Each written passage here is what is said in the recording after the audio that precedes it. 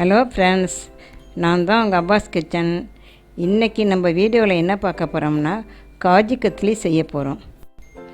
அதுக்கு முன்னாடி மறக்காமல் நம்ம வீடியோ பிடிச்சிருந்தால் லைக் பண்ணுங்கள், நம்ம சேனலை சப்ஸ்கிரைப் பண்ணுங்கள் மற்றும் ஷேர் பண்ணுங்கள். வாங்க வீடியோக்குள்ளே போவோம். தேவையான பொருட்களை செய்முறையிலே காட்டுறேன், பார்த்துக்கோங்க. இப்போது ஒரு மிக்ஸி ஜாரில் 1.5 கப் முந்திரி பருப்பு போடுங்க. இப்போ நான் அரைச்சி காட்டுற மாதிரி முந்திரி இறங்க. ரொம்ப நேரம் அரைச்சிங்கன்னா மாவாகி எண்ணெய் ஆகிடும்.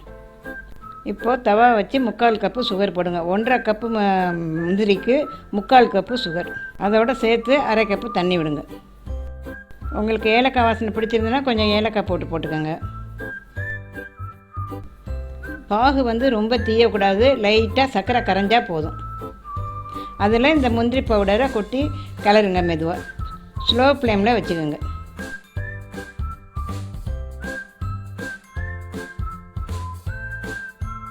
இப்போது கிண்டி ஒரு பதம் வரும்போது கொஞ்சமாக நெய் விடுங்க. நெய் அவசியம் தேவையில்லை, நீங்கள் கொஞ்சோண்டு விட்டால் போதும், நிறைய வேணும்னு அவசியம் இல்லை.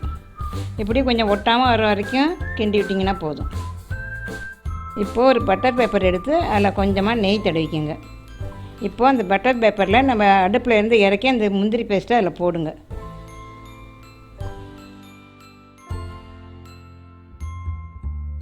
இப்போ மேலாப்பா கொஞ்சம் நெய்யை விட்டுட்டு அந்த பட்டர் பேப்பரை அது மேலே அப்படியே திருப்பி மூடுங்க.